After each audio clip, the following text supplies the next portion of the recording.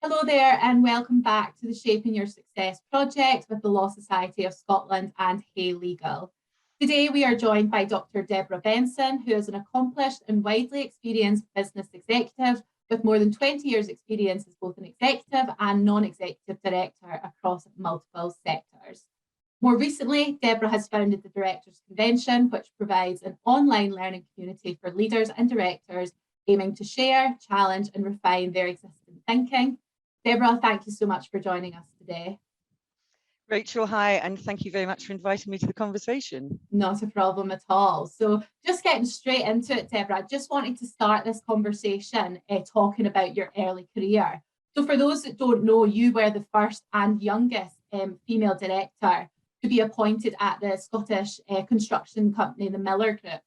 So for a young woman in your early 30s at the time, I just wanted to ask what the significance of holding this role was for you. Thank you. Well, it was a really, really fantastic, amazing, fascinating experience.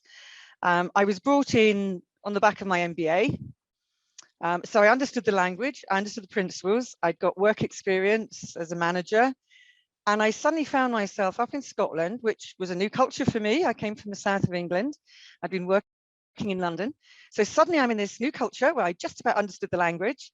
And I was a director in an organization that had never had women there above manager level, where the people who tended to be in director roles were normally in their mid-50s, very definitely male, and had very much come from the technical construction side of the industry.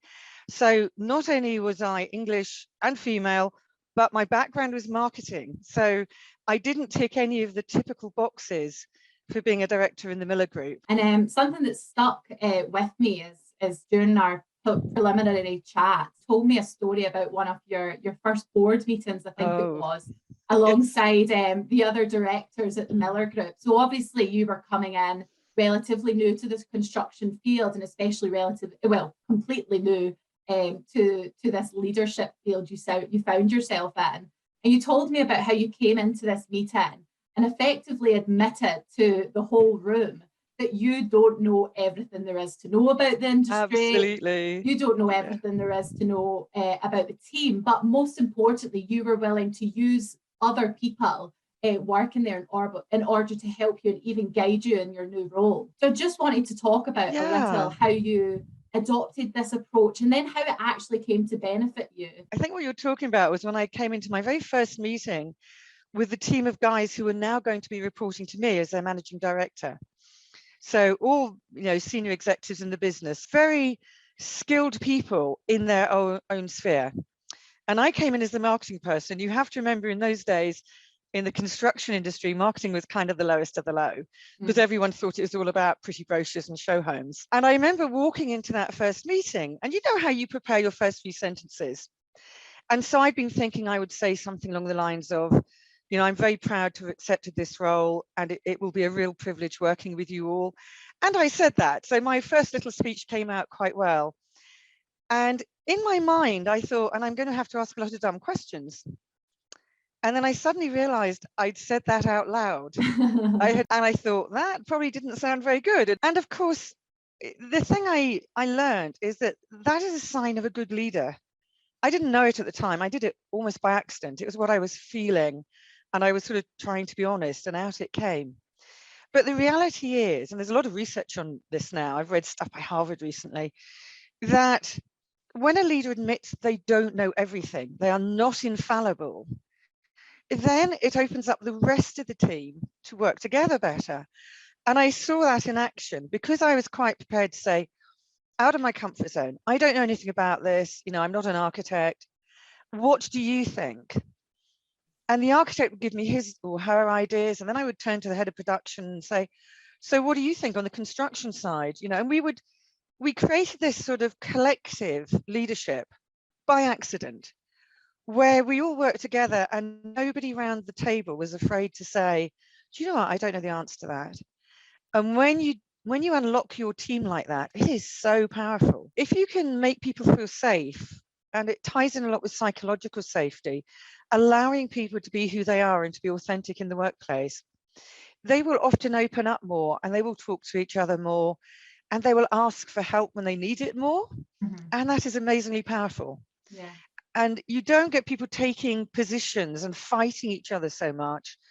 You get people saying things like, wow, I didn't know that. Where did you see that? Talk me through that again. And it's really powerful. So kind of by accident, I unlocked this amazing energy in the team, which, 20 years later, I'm reading about it in research papers. Yeah. But at the time, it was just about being authentic, being who I was.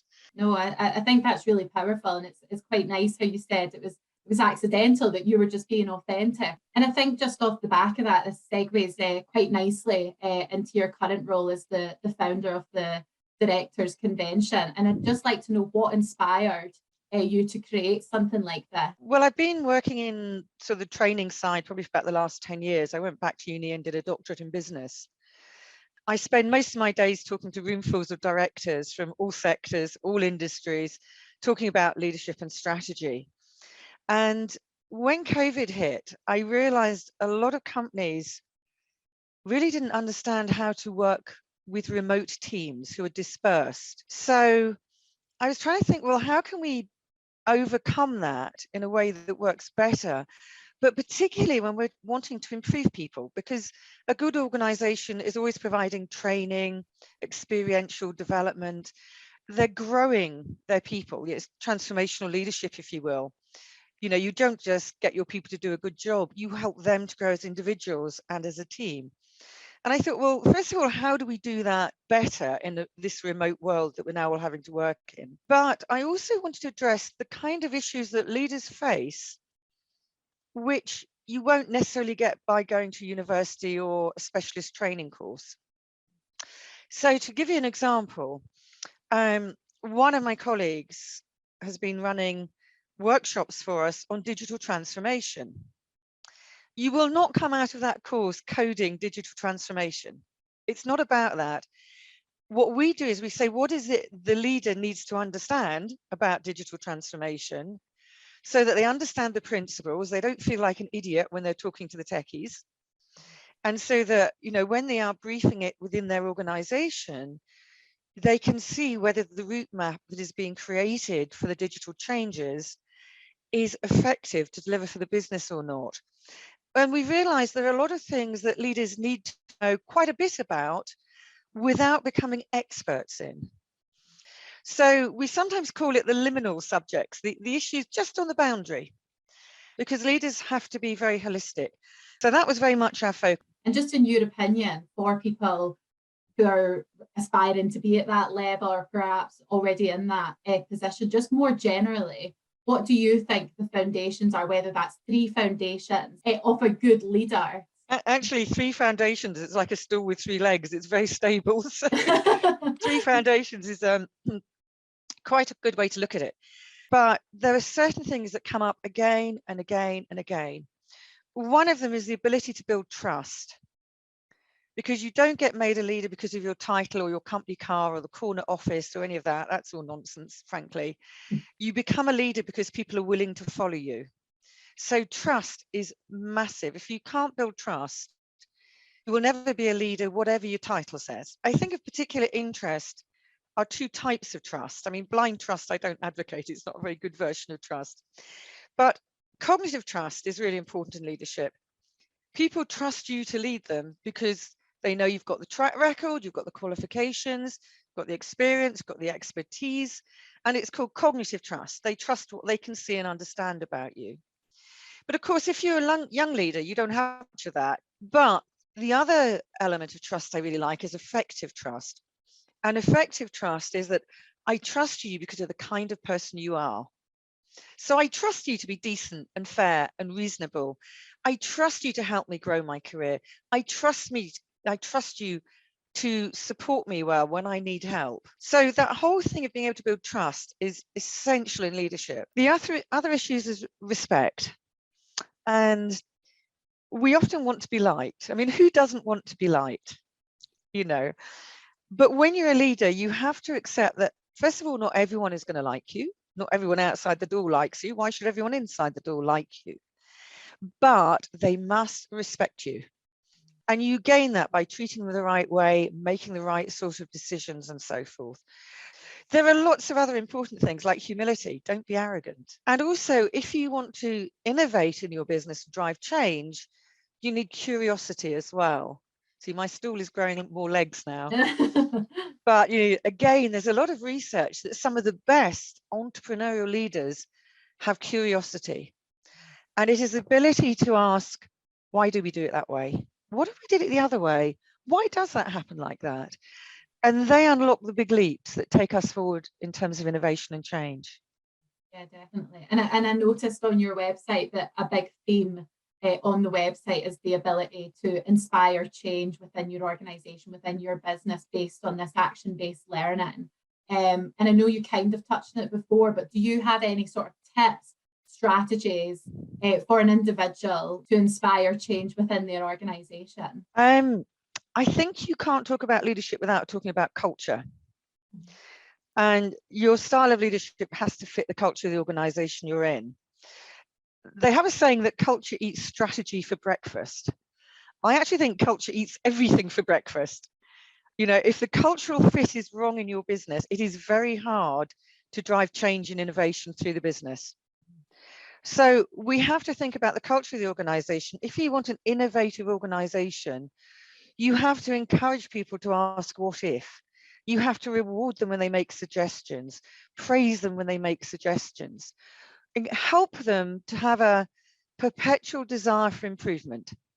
And if you can create that kind of culture, then the innovation is more likely to flow through the organization. I'm quite a fan of Kotter, some of the older academics who were around in the 80s and the 90s. And, one of the things he talked about was that sense of the burning platform. Give people a reason to understand why they should change. Help them to understand why we need to change as a business. Vision. I mean, you can't do leadership without vision, purpose, and values. They should drive everything we do. So you cannot create positive change unless you're very clear on the vision for your business in the future. What's the bright, shiny goal that this change is going to deliver? And most importantly, why is it meaningful? How do you capture hearts and minds when you're talking about change? Another thing Kotter talked about, which I really like, is short-term wins. Again, change is scary. So if you design in short-term wins, so as people start to go through the change, something works really well and they can feel good about themselves, they will embrace the rest of the change better.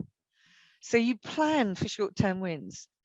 And I think that ties into what we were talking about before, that just because you're a leader doesn't mean that you have a monopoly of good ideas.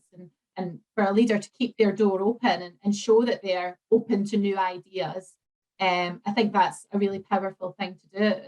It's critical. And just to sort of finish us off, just taking in all the experience and knowledge that you have now, what advice would you give your younger self starting out in your career? Yeah, that's such a difficult question, that one, because I had so much fun in my career. Everything I've done, I love what I do now. I love the training, the development. I loved working in the building trade, and I had no intention of going into the construction industry.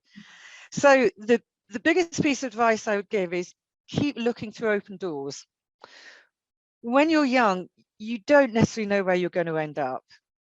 You often become, I don't know, doctor because your father or mother was a doctor, or you go into engineering because you like fiddling with things. You just don't know where you're going to be. But as we go through life and as we go through our early careers, doors open, people invite you to come and work for them. You see something interesting. And I always say, push that door open a bit wider. Have a really good look at the opportunity and then decide if you're going to be bold and go for it. So, I was a marketing person. I didn't expect to end up working in the construction industry. That was a real shock to me. I certainly didn't, as a woman, expect to be running big companies in the construction industry. But when you're given that opportunity, embrace it. So, when a door opens, open it wider and have a good look in there and see what the opportunity is. And don't be frightened of taking risks, because running a business is risk. So if you can't manage risk in your own career, don't go into leadership, because you're managing risk the whole time. So be bold. And the other bit of advice I would give, which I did stick to, is be true to yourself and honest. I had some bosses who were appalling. I mean, really rank bullies. You know, some of them would have been dishonest.